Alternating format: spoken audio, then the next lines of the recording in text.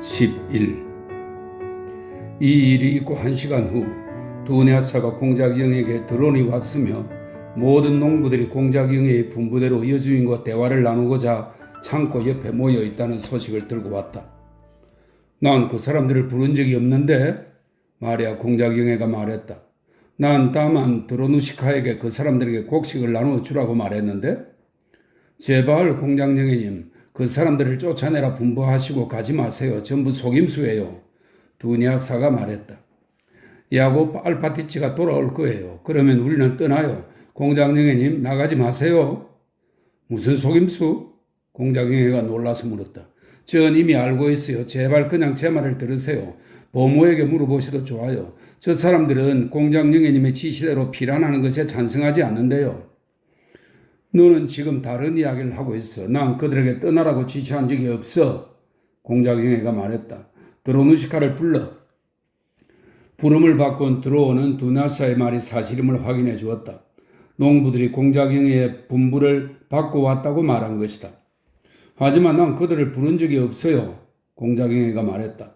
당신이 그 사람들에게 잘못 전했나 보죠? 난 그저 그 사람들에게 곡물을 나누어 주라고 말했을 뿐이에요.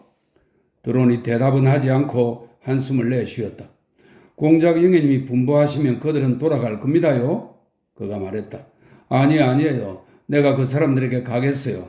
말이야, 공작영애가 말했다. 공작영애는 두냐사와 보모가 만류하는데도 현관 계단으로 나갔다. 드론, 두냐사, 보모, 미하일 이바니치가 그녀의 뒤를 따랐다. 그 사람들은 내가 자기들을 이곳에 남겨둘 속셈으로 자기들을 프랑스군이 제멋대로 하도록 내버려둔 채 나만 떠날 속셈으로 곡물을 제공한다고 생각하나 봐. 공작영애는 생각했다. 난 그 사람들에게 모스크바 근교 영지에서 매달 식량과 의복을 주고 숙소도 제공하겠다고 약속할 거야. 앙드레가 내 입장이라면 더 많은 일을 했을 거라고 확신하니까. 그녀는 창고 옆 방목장에 모인 무리를 향해 황혼의 어스름 속을 걸어가며 생각했다. 무리가 부스럭대며 모여들더니 재빨리 모자를 벗었다. 마리아 공작영애는 시선을 떨어뜨리고 다리가 드레스 자락에 뒤엉키면서 그들에게 다가갔다. 늙은이 젊은이 할 것 없이 너무도 다양한 이들의 눈길이 그녀에게 쏠리고 너무도 다양한 얼굴들이 있어서 어느 한 사람의 얼굴도 제대로 볼 수 없었다. 그녀는 문득 그들 모두와 이야기하지 않으면 안 된다는 것을 깨달았지만 어떻게 해야 할지 몰랐다. 그러나 아버지와 오빠의 대리인이라는 자각이 다시 힘을 북돋아 주었고 그녀는 과감하게 말하기 시작했다. 여러분이 이렇게 와주어서 무척 기뻐요. 마리아 공작영애는 시선을 들지 않은 채 자신의 심장이 얼마나 빠르고 세차게 뛰는지 느끼며 말을 시작했다. 여러분이 전쟁으로 아주 어려운 처지에 놓였다고 드로누시카가 말해주더군요. 이건 우리 모두의 고통이에요. 난 여러분을 도울 수 있다면 아무것도 아깝지 않아요. 나는 떠날 거예요. 이곳은 이미 위험하고 적이 가까이 있어서 왜냐하면 나는 나의 벗인 여러분에게 전부 내주겠어요. 여러분이 궁핍을 겪는 일이 없도록 우리 곡물을 전부 다 가져가요. 그런데 여러분이 내가 당신들을 이곳에 두고 가기 위해 곡물을 내주는 것이라고 들었다면 그건 사실이 아니에요. 나는 반대로 여러분에게 가재도구를 전부 챙겨 모스크바 근교에 있는 우리 영지로 함께 가달라고 청할게요. 그곳에 가면 내가 여러분을 책임지겠어요. 여러분이 공궁에 처하지 않도록 하겠다고 약속할게요. 여러분에게 집과 곡물을 주겠어요. 공작영애는 말을 멈추었다. 무리 속에서 한숨 소리만 들렸다. 내가 내 뜻대로 이러는 게 아니에요. 공작영애가 계속 말했다. 난 여러분에게 좋은 주인이셨던 이제는 고인이 되신 아버지의 이름으로 그리고 그분의 아들인 오빠를 대신해서 이렇게 하는 거예요. 그녀는 다시 말을 멈추었다. 하지만 아무도 그녀의 침묵을 깨지 않았다. 우리 모두의 고통이에요. 그러니 모든 걸 함께 나누기로 해요. 나의 것은 모두 여러분의 것이랍니다. 그녀는 눈앞에 서 있는 사람들의 얼굴을 둘러보며 말했다. 모든 눈이 똑같은 표정으로 그녀를 바라보고 있었다.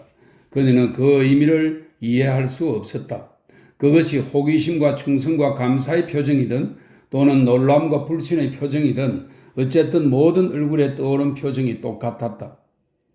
공작영애님의 은혜에 대단히 감사합니다. 하지만 우리는 주인님의 곡식을 가져갈 수 없습니다. 뒤에서 누군가의 목소리가 말했다. 아니 왜요? 공작영애가 말했다. 아무도 대답하지 않았다. 무리를 둘러보던 마리아 공작영애는 모두가 자신과 눈을 마주치면 곧바로 시선을 떨어뜨리는 것을 눈치챘다. 여러분은 왜 공물을 원하지 않는 거지요? 그녀가 다시 물었다. 아무도 대답하지 않았다. 그 침묵이 마리아 공작영애에게 점점 더 거북하게 느껴졌다. 그녀는 누군가의 눈길을 붙잡아 버리고 애썼다. 왜 말을 하지 않죠? 공작영애는 지팡이를 짚고 자기 앞에 서 있는 노인에게 말을 걸었다. 무언가 더 필요하다고 생각하면 말해봐요. 뭐든 할게요. 그녀는 그의 시선을 붙잡으며 말했다.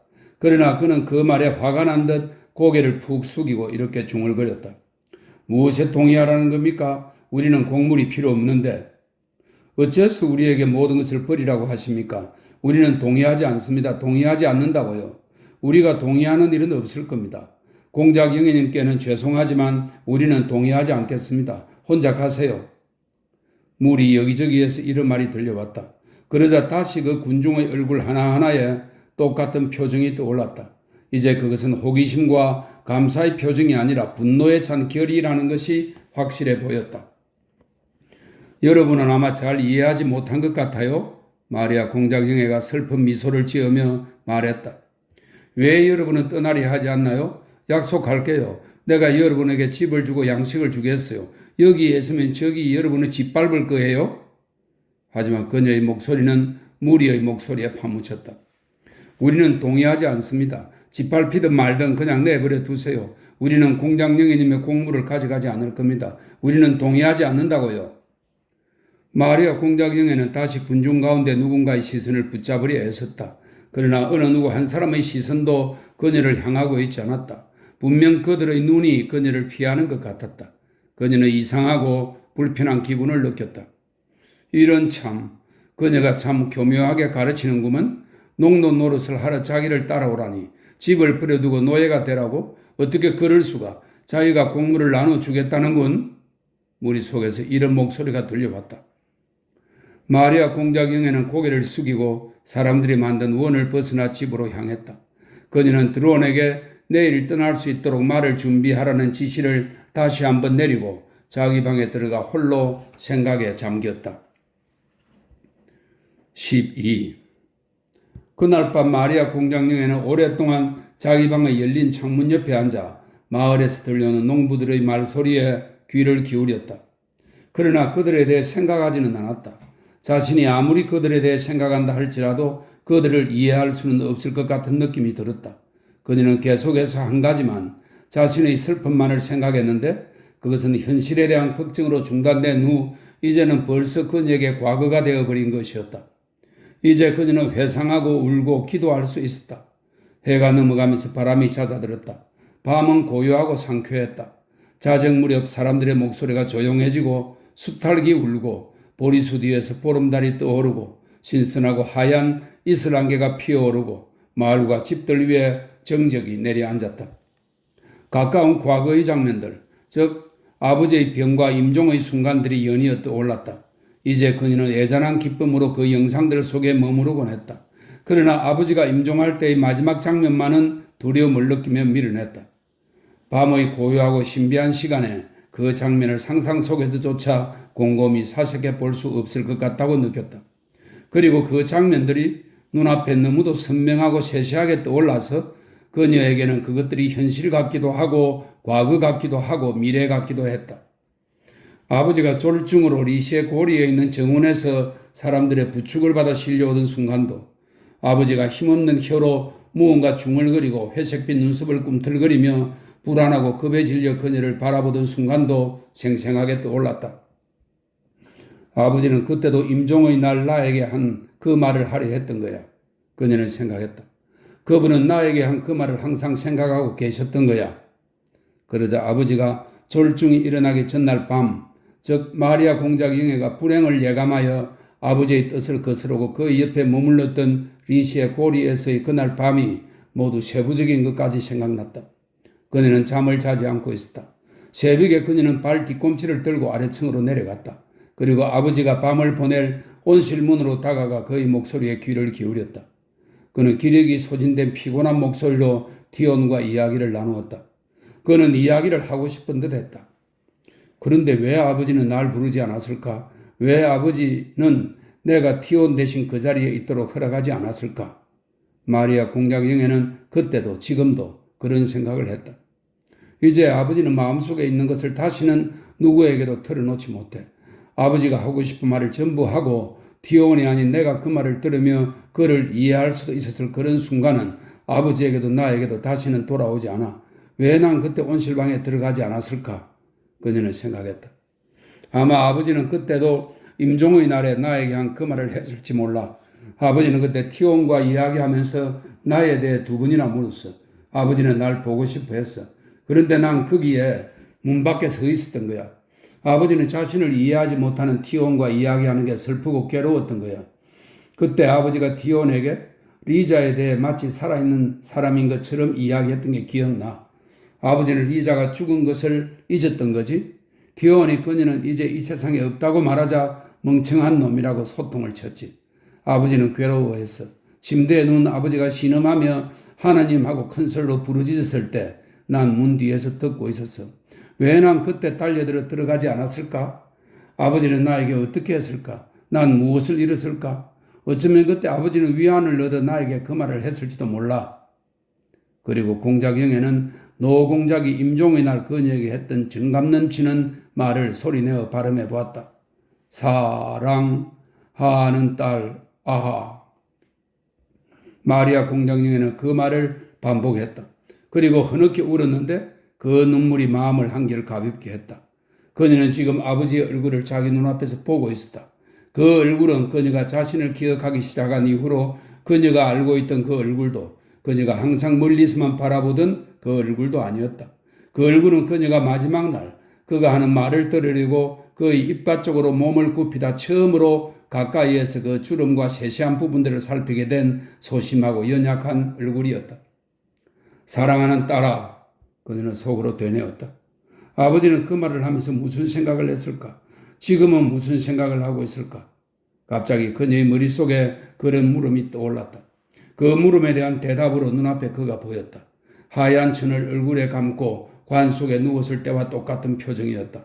그러자 그때, 즉 그를 건드리며 이것이 아버지가 아닐 뿐더러 비밀스럽고도 혐오스러운 무언가라고 확신한 그때 그녀를 사로잡은 공포가 이 순간 다시 그녀를 움켜쥐었다. 그녀는 다른 것을 생각하고 기도를 하고 싶었지만 아무것도 할 수 없었다. 그녀는 크다랗게 뜬 눈으로 달빛과 그림자를 바라보았다. 매 순간 그의 죽은 얼굴을 보게 될 것을 예감했고 집 안팎에 들이온 정적이 자신을 칭칭 동여매는 것을 느꼈다. 두냐샤, 그녀는 조그맣게 속삭였다. 두냐샤, 그녀는 거친 목소리로 외치고서 정적을 찢고 나와 하녀방 쪽으로 맞은편에서 달려오는 보모와 하녀들에게로 뛰어갔다. 13. 8월 17일 로스토프와 일리히는 포로로 잡혔다가 이제 막 돌아온 라브루시카와 경기병 전령을 대동하고 보구차로부로부터 15베르스타 떨어진 자신의 수경지 양코보에서 말을 타고 길을 나섰다. 일리힌이 산 새 말을 시험해보고 마을에 근처가 있는지 알아보기 위해서였다. 보구차로브는 지난 사흘 동안 서로 대적하는 두 군대 사이에 놓여 있었다. 그래서 러시아군 후위 부대나 프랑스군 전위 부대나 똑같이 쉽게 닿을 수 있었다.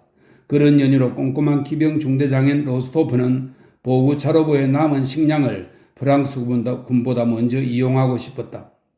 로스토프와 일리히는 매우 유쾌한 기분에 젖어 있었다. 공작의 대저택이 있는 보구차로브 영지로 가는 도중에 그들은 때로는 라브리스카에서 나폴레옹에 대해 이것저것 캐묻고 그의 이야기에 웃음을 터뜨리기도 하고 때로는 일리힌의 말을 시험하느라 경주를 하기도 했다.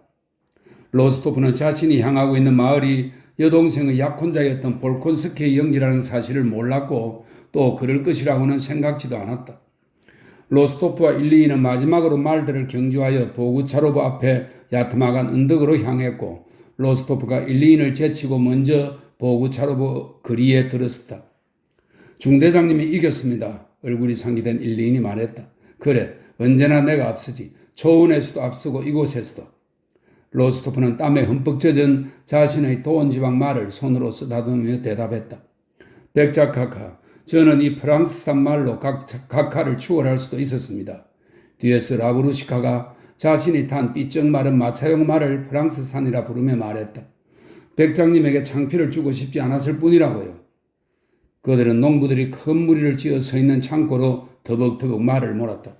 농부들 중 몇몇이 모자를 벗었고 몇몇은 모자를 벗지 않은 채 자기들 쪽으로 말을 몰고 오는 사람들을 쳐다보았다. 주름진 얼굴에 턱수염이 듬성듬성 난 늙은 키다리 농부 2명이 선술집에서 나왔다. 그들은 희죽거리는 얼굴로 비틀거리고 황당한 노래를 부르면서 장교들에게 다가왔다.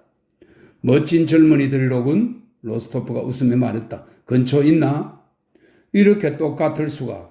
일리인이 말했다. 즐거운 이야기. 농부들은 행복한 웃음을 지으며 노래를 불렀다. 농부 한 명이 무리에서 나와 로스토프에게 다가왔다. 어느 쪽 군대 분들입니까? 그가 물었다. 프랑스군이다. 일리인이 낄낄거리며 대답했다. 그리고 이분이 바로 나폴레옹이시다. 그가 라브루시카를 가리키며 말했다. 그렇다면 러시아군이군요? 농부가 거듭 물었다. 이곳에 당신네 병력이 많습니까? 키가 다소 작은 다른 농부가 그들에게 다가오며 물었다. 많지, 아주 많아. 로스토프가 대답했다. 그런데 자네들은 왜 이곳에 모여 있나? 그가 덧붙였다. 축일인가?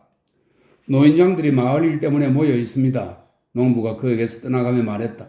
바로 그때 주인의 저택에서 뻗어나온 길에 두 여자와 하얀 모자를 쓴 남자 하나가 나타나 장교들 쪽으로 걸어왔다. 장밋빛 옷을 입은 여자는 내 거야, 끼어들지 마. 일리인이 그를 향해 주저없이 달려오는 두 나샤를 보며 말했다. 우리 거겠죠. 라블루시카가 한쪽 눈을 찡긋하며 일리인에게 말했다. 나의 아름다운 아가씨 뭐가 필요한가요? 일리인이 싱글거리며 말했다. 공작 영예님께서 여러분이 어느 연대 소속인지 여러분의 성함이 무엇인지 알아오라고 분부하셨어요. 이분은 기병대 중대장인 로스토프 백작이고 나는 순종하는 당신의 종이랍니다. 아가씨. 술 취한 농부가 한이와 이야기하는 일리인을 바라보며 행복한 미소를 띤 채 노래했다. 두 나샤를 뒤따라 알파티치가 멀리서부터 모자를 벗으며 로스토프에게 다가왔다. 장교님들, 감히 번거롭게도 될는지요? 그는 예의를 갖추면서도 이 장교의 젊음에 다소 무시하는 태도로 한 손을 품속에 넣은 채 말했다. 저희 주인님은 이달 15일에 돌아가신 육군 대장 니콜라이 안드레이비치 폴콘스키 공작의 따님이신데 이 작자들의 무지몽매로 공경에 처하셨습니다. 그는 농부들을 가리켰다. 주인님께서 장교님들에게 와주시기를 청하십니다. 어떻게 좀... 알파티치는 슬픈 미소를 지으며 말했다. 저쪽으로 좀 가주시겠습니까? 저자들 앞에서는 조금 불편해서. 알파티치가 말 주위의 등애들처럼 그의 뒤에서부터 얼쩡거리는 두 농부를 가리켰다. 알파티치다. 그렇지. 야코프 알파티치. 대단하군. 부디 우리를 용서하게. 대단해. 그렇지. 농부들은 기쁜 듯 싱글벙글 웃으며 말했다. 로스토프는 술 취한 노인들을 바라보고 빙긋 웃었다. 혹시 이런 것이 각하에게 재미거리가 되는지요? 야코프 알파티치가 흡트러짐 없는 표정을 띈 채 품속에 넣지 않은 손으로 노인들을 가리키며 말했다. 아니, 그다지 재미가 있는 것은 아니요. 로스토프는 이렇게 말하고 옆으로 비켜났다. 문제가 뭔가? 그가 물었다. 백장님께 감히 보고 올리겠습니다. 이곳의 남북한 사람들이 공작 영예님을 영지 밖으로 못 나가게 하려고 마차에서 말들을 떼어놓겠다며 협박합니다. 그래서 짐은 아침부터 다 꾸려놓았는데도 공작 영예님께서 출발을 못하고 계십니다. 설마 그럴 리가? 로스토프가 외쳤다. 백장님께 온전한 진실을 보고하게 되어 영광입니다. 알파티치가 반복해서 말했다. 로스토프는 말에서 내려 전령에게 말고비를 맡기고 알파티치에게 자세한 상황을 물으며 함께 저택으로 갔다. 사실 그 전날 공작영예가 농부들에게 곡물을 주겠다고 제안한 것, 드론과 집회에 모인 사람들에게 해명한 것이 사태를 오히려 악화시켜 드론은 결국 열차들을 반납하고 농부들 편에 가담하여 알파티치의 호출에도 나타나지 않았다. 그리고 아침 무렵 공작영예가 이곳을 떠나기 위해 마차에 말을 매라고 지시했을 때 농부들이 큰 무리를 지어 창고 옆에 몰려왔다. 그리고 사람을 보내 말하길 그들은 공작영예를 마을에서 내보내지 않을 것이며 마을을 떠나지 말라는 명령이 있었기 때문에 마차에서 말을 떼어놓겠다고 했다.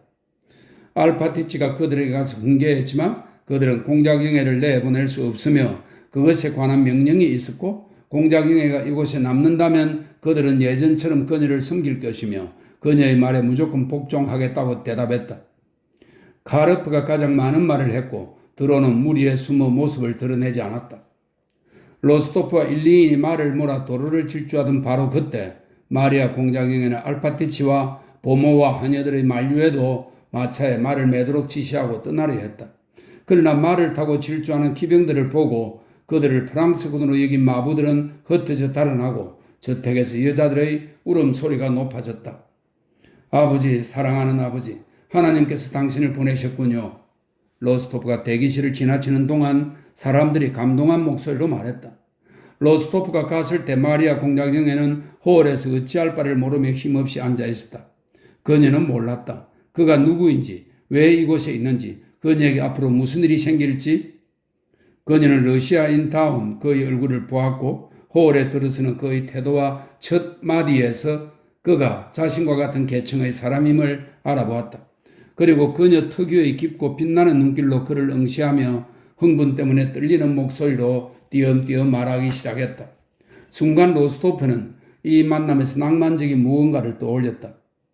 폭동을 일으킨 거친 농부들의 횡포에 홀로 내맡겨져 의지할 데 없이 비탄해져선 아가씨, 그리고 어떤 기이한 운명이 나를 이곳으로 몰았다.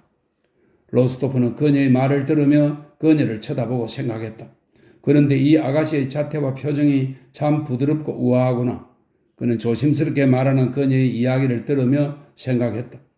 이 모든 일이 아버지의 장례식 다음날 일어났다는 말을 할 때는 그녀의 목소리가 떨렸다. 그녀는 고개를 돌렸다. 그리고는 로스토프가 자기 말을 그의 동정심을 자극하려는 것으로 받아들일까 두려운 듯 의구심과 두려움 어린 눈빛으로 그를 바라보았다. 로스토프의 눈에 눈물이 고였다. 마리아 공작영예는 그것을 알아차리고 고마움에 담긴 자신의 그 빛나는 눈길로 로스토프를 바라보았다. 그 눈길은 그녀의 얼굴이 예쁘지 않다는 사실도 잠시 잊게 만들었다. 공작영예, 우연히 이곳에 들렀다가 당신에게 나의 각오를 보여줄 수 있게 되어 내가 얼마나 행복한지 말로 표현할 수 없습니다. 로스토프가 일어서며 말했다. 떠나십시오. 나의 명예를 걸고 당신에게 말할 수 있습니다. 만약 내가 당신을 호위하도록 허락하신다면 단 한 사람도 감히 당신에게 불쾌한 짓을 할 수 없을 것입니다. 그리고 로스토프는 찰의 혈통의 귀부인에게 인사하듯 정중히 허리를 숙이고는 문으로 향했다. 로스토프는 이런 품행의 정중함으로 마치 그녀를 알게 된 것은 행복으로 여기지만 그녀와 가까워지기 위해 그녀의 불행을 이용하고 싶지 않다는 뜻을 보여주려는 것 같았다. 마리아 공작영예는 그 품행을 헤아리고 높이 평가했다. 매우 감사합니다. 공작영예가 프랑스어로 말했다. 하지만 이 모든 것이 그저 오해일 뿐 누구의 잘못도 아니면 좋겠어요. 공작영예는 갑자기 울음을 터뜨렸다. 저를 용서하세요. 그녀가 말했다. 로스토프는 눈썹을 찌푸리며 다시 한번 허리를 깊이 숙이고 홀에서 나갔다. 14. 어때요? 예쁘던가요? 아니죠. 나의 장밋빛 여인이 참 매력적이죠. 이름이 두나시아라고 하는데. 그러나 일리는 로스토프의 얼굴을 보고 입을 다물었다. 그는 자신의 영웅인 지휘관이 다른 생각에 푹 빠진 것을 보았다. 로스토프는 일리인을 매섭게 쳐다보고 그에게는 대꾸도 하지 않은 채 빠른 걸음으로 마을을 향해 출발했다. 본때를 보여줘야겠어. 그놈들을 혼쭐 내줄 테다. 이 날강도들. 그는 혼자말로 중얼거렸다. 알파티치는 미끄러지듯 빠르게 걸으며 가까스로 로스토프를 따라잡았다. 어떤 결정을 내리셨습니까? 알파티치가 로스토프를 따라잡고 나서 물었다. 로스토프가 걸음을 멈추더니 주먹을 불끈 쥐고 갑자기 위협적인 태도로 알파티치에게 성큼 다가섰다. 결정? 어떤 결정? 이 늙어 빠진 놈아. 로스토프가 알파티치에게 버럭 소리를 질렀다. 넌 뭘 보고 있었어? 농부들이 폭동을 일으키고 있는데 넌 그것도 수습하지 못해? 너야말로 배신자야. 난 너희 같은 놈들을 알아. 전부 살 가죽을 벗기고 말겠어. 그러고는 마치 비축에 둔 열기를 헛되이 써버릴까 두려운 듯 알파티치를 내버려두고 빠르게 앞으로 걸어갔다. 알파티치는 모욕감을 꾹 참고 로스토프를 뒤따라 미끄러지듯 걸음을 재촉하며 그에게 계속 자기 생각을 전했다. 그는 농부들이 완강하다. 지금 군대도 없이 그들과 대적하는 것은 경솔한 생각이다. 우선 군대를 부르러 사람을 보내는 편이 낫지 않겠느냐고 말했다. 내가 그놈들에게 군대를 보내지. 내가 그들을 대적해 주겠어. 니콜라이는 비이성적이고 동물적인 분노와 그 분노를 발산해야 할 필요 때문에 씩씩거리며 뜻도 없는 말을 닥치는 대로 내뱉었다. 그는 어떻게 할지 생각도 해보지 않고 빠르고 단호한 걸음으로 무리를 향해 무의식적으로 움직였다. 그런데 로스토프가 무리에게 점점 더 다가올수록 알파티치는 로스토프의 경솔한 행동이 오히려 좋은 결과를 낳을 수도 있음을 점점 더 느꼈다. 농부들 무리도 그의 빠르고 굳건한 걸음과 눈썹을 찌푸린 단호한 얼굴을 보며 똑같은 것을 느꼈다. 경기병들이 마을로 들어오고 로스토프가 공작 영해를 방문한 후 무리들 가운데 혼란과 반복이 일어났다. 어떤 농부들은 마을에 들어온 사람들이 러시아 군인이며 자신들이 주인 아가씨를 못 가게 막은 것에 분노했을지도 모른다고 말했다. 드론도 같은 의견이었다. 그러나 드론이 의견을 표명하자마자 카르프와 다른 농부들이 이제까지 촌장이었던 그에게 대들었다.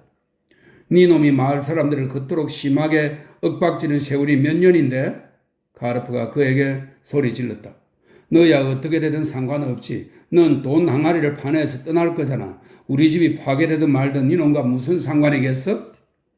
질서를 유지하고 아무도 집을 떠나지 말고 부스러기 한 톨도 마을 밖으로 나가지 못하게 하라는 말 들었지? 더 이상 이러쿵저러쿵 하지 마.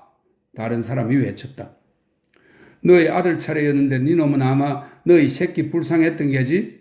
갑자기 왜소한 노인이 드론에게 대들며 빠르게 이야기했다. 그래서 우리 방카를 징발해 갔잖아. 아, 우리는 모두 죽고 말 거야. 맞아, 우리는 다 죽을 거야. 나 마을에 등을 돌리지 않았어. 드론이 말했다. 바로 그거야. 등을 돌리진 않았어. 배를 키웠지.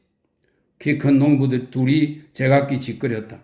일리인과 라브루시카와 알파티치를 대동하고 로스토프가 무리에 다가서자 카르프가 허리띠에 손가락을 찔러넣은 채 가벼운 미소를 지으며 앞으로 나왔다. 드론은 반대로 뒷줄로 빠지고 무리는 더 촘촘히 붙었었다.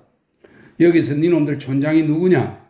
로스토프가 빠른 걸음으로 무리에 다가가며 소리쳤다. 촌장이요? 무슨 일로? 카르프가 물었다. 그러나 그는 말을 끝맺지 못했다. 로스토프의 강한 주먹에 그의 모자가 휙 날아가고 머리가 옆으로 돌아갔다. 배신자들 모자 벗어. 로스토프가 흥분한 목소리로 외쳤다. 촌장은 어디 있나? 그가 광란의 목소리로 고함을 질렀다. 촌장을 부르시잖아. 드론 잘 있지. 당신을 부르잖아. 여기저기에서 다급하고 순종적인 목소리들이 들려왔다. 사람들은 모자를 벗기 시작했다.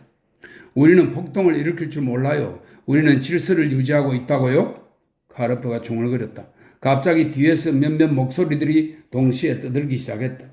노인들이 결정했기 때문에 당신들 조금 명령을 내리는 사람들이 너무 많아서요. 어디서 짓거리는 거야? 폭동이다. 강도들, 배신자들. 로스토프는 카르프의 멱살을 움켜쥐고 그의 끝 같지 않은 목소리로 의미도 없는 말을 큰 소리로 외쳐댔다. 이자를 묶으라고. 그는 라브루시카와 알파티치 외에는 딱히 카르프를 묶을 사람이 없는데도 소리를 질렀다. 라블루시카가 카르프에게 달려가 뒤에서 그의 팔을 붙잡았다. 언덕 아래에 있는 우리 부대를 부르도록 명하시겠습니까? 그가 외쳤다. 알파티치가 농부들을 돌아보며 카르프를 묶도록 두 농부의 이름을 불렀다. 농부들은 순종적으로 무리에서 빠져나와 허리띠를 풀었다. 촌장은 어디 있나? 로스토프가 소리쳐 물었다. 드론이 창백하게 질린 얼굴을 찡그리며 무리에서 나왔다. 너가 촌장이냐? 라브루시카 묶어. 로스토프는 이러한 명령이 장애에 부딪힐 리 없다는 투로 외쳤다. 실제로 두 농부가 드론을 묶기 시작했다. 드론은 그들을 도우려는 듯 자신의 허리띠를 풀어 그들에게 건넸다. 그리고 너희들 모두 내 말을 들으라. 로스토프는 농부들을 돌아보았다. 이제 각자 집으로 행진해 간다. 그리고 내 귀에 내 놈들의 목소리가 들리지 않도록 해. 뭐야, 우리가 해를 끼친 건 아니잖아. 다만 우리가 좀 어리석었을 뿐이지. 괜한 짓을 저질렀어. 내가 이런 행동은 좋지 않다고 계속 말했잖아. 서로를 비난하는 목소리들이 들려왔다. 그것 봐, 내가 말했지. 알파티치는 자신의 권리를 행사하며 말했다. 좋지 않은 짓이라고 여보게들. 우리가 어리석었습니다. 야고프 알파티치. 몇몇 목소리들이 대답했다. 무리는 즉각 해산하여 마을로 흩어지기 시작했다. 결박된 두 농부는 주인 저택의 안마당으로 끌려갔다. 술 취한 두 농부도 그들을 뒤따라갔다. 에이, 니놈의 꼴 좀 보자. 그들 가운데 한 명이 카르프에게 말했다. 정말로 어떻게 주인님들께 그런 식으로 말할 수 있어? 자네 도대체 무슨 생각을 한 거야? 멍청한 놈이야. 다른 남자가 맞장구를 쳤다. 맞아, 정말 멍청한 놈이라니까? 2시간 후 보구차로버 저택 앞마당에 짐수레가 여러 대 늘었었다. 농부들은 활기차게 주인의 짐들을 날라 짐수레에 실었다. 큰 뒤주에 갇혔다가 마리아 공작 영의 요청으로 풀려난 드론은 앞마당에 서서 농부들에게 이런저런 지시를 내렸다. 그걸 그렇게 바보같이 놓으면 안 돼. 농부들 가운데 웃는 인상을 띤 둥근 얼굴의 키 큰 남자가 하녀의 손에서 귀중품 함을 받아들며 말했다.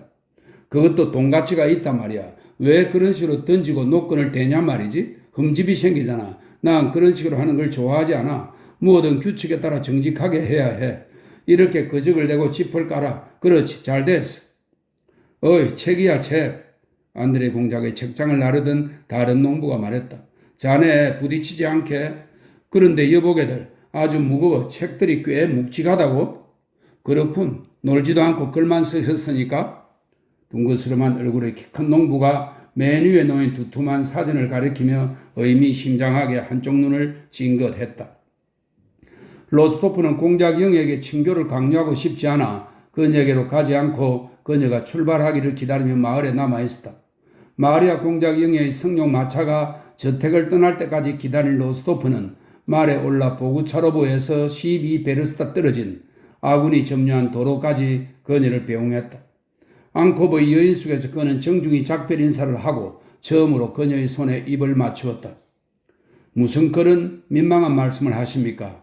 그는 얼굴이 빨개지면서 자신을 구해준 것에 감사하는 마리아 공작 영에게 대답했다. 그녀는 그의 행동을 그렇게 표현했다. 어떤 경찰서장이든 똑같이 행동했을 겁니다. 우리가 그저 농부들과 싸우기만 해도 되었다면 적을 이렇게 깊숙이 들이지도 않았을 텐데요. 그는 괜스레 부끄러워하면서 화제를 바꾸려고 애쓰며 말했다. 다만 당신을 알 수 있는 기회를 갖게 되어 행복합니다. 안녕히 가십시오, 공작 영애. 당신에게 행복과 위로가 있기를 바랍니다. 그리고 좀 더 행복한 상황에서 당신과 만나기를 바랍니다. 내 얼굴을 새빨갛게 만들고 싶지 않으시다면 제발 고맙다는 말은 하지 마십시오. 그러나 공작영에는 더 이상 말로는 사의를 표하지 않았지만 온통 고마움과 다정함으로 빛나는 얼굴 표정으로 감사를 전했다. 그녀는 자기에게 전혀 고마워할 이유가 없다는 그의 말을 믿기 힘들었다. 그가 없었다면 그녀는 분명 폭도와 프랑스군 때문에 파멸하고 말았을 것이다. 그는 그녀를 구하기 위해 눈에 훤히 보이는 무시무시한 위험으로 스스로를 몰아넣었다. 그 점은 그녀에게 의심할 여지 없이 명백한 사실이었다. 더 분명한 것은 그가 그녀의 형편과 슬픔을 이해할 만큼 지구하고 고결한 영혼을 가진 남자라는 점이었다. 그녀가 울음을 터뜨린 후 자신의 상실에 관해 이야기하던 바로 그때 눈물이 그렁그렁 차오르던 그의 선하고 정직한 눈동자가 그녀의 머릿속에서 떠나질 않았다. 그와 헤어져 혼자 남았을 때 마리아 공작영에는 문득 두 눈에 눈물이 고이는 것을 느꼈다. 내가 그를 좋아하나? 하는 이상한 물음이 뇌리에 떠오른 것은 그때가 처음이 아니었을까? 모스크바로 가는 중에 함께 카레타에 탄 두냐샤는 마리아 공작영의 처지가 즐거운 편이 못 되는데도 창문으로 고개를 내민 얼굴에 무엇 때문인지 기뻐하기도 하고 우울하게 웃기도 하는 것을 여러 번 알아챘다. 내가 정말 그를 사랑하게 되었으면 어떡하지? 마리아 공작영에는 생각했다. 그녀는 자기를 결코 사랑해 줄 것 같지 않은 남자를 본인이 먼저 사랑하게 되었다는 것을 인정한다는 것이 얼마나 부끄러운지 몰랐다. 그럼에도 아무도 그 사실을 절대 모를 거라는 생각. 처음이자 마지막으로 사랑하게 된 남자를 아무에게도 말하지 않고 생명이 다하는 순간까지 사랑한다 해서 자신이 잘못하는 것은 아닐 거라는 생각으로 그녀는 스스로를 위로했다. 이따금 그녀는 그의 눈길, 그의 연민, 그의 말을 떠올렸다. 그럴 때면 행복이 전혀 불가능한 것만은 아니라는 생각이 들기도 했다. 그리고 바로 그런 때에 두냐샤가 마리아 공작영애가 미소를 지으며 칼에다 창밖을 응시하는 모습을 눈치챘던 것이다. 그는 보구차로부에 와야만 했어. 바로 그 순간에 마리아 공작영애는 생각했다. 그리고 그 여동생은 안드레 공작을 거절할 수밖에 없었지. 마리아 공작영애는 그 모든 것에서 하나님의 뜻을 보았다. 로스토프는 마리아 공작 영예에게서 매우 좋은 인상을 받았다. 그녀를 떠올리면 즐거워졌다. 보구차로부에서 겪은 모험을 알게 된 동료들이 근초를 구하러 갔다가 러시아에서 가장 부유한 신부감 가운데 한 명을 낚았다고 놀려댈 때면 로스토프는 버럭 화를 냈다. 그가 화를 낸 것은 막대한 재산을 지닌 데다 자신에게 즐거움을 안겨주는 온화한 마리아 공작 영예와의 결혼에 대한 생각이 그의 의지를 거스르며 여러 차례 떠올랐기 때문이다. 니콜라이는 개인적으로 자신을 위해 마리아 공작 영예보다 더 나은 아내를 바랄 수 없었다. 그녀와의 결혼은 어머니인 백작 부인을 행복하게 할 것이고 아버지의 재정 상황을 회복해 줄 것이다. 그리고 심지어 니콜라이는 그 결혼이 마리아 공작 영예를 행복하게 할 것이라는 생각까지 했다.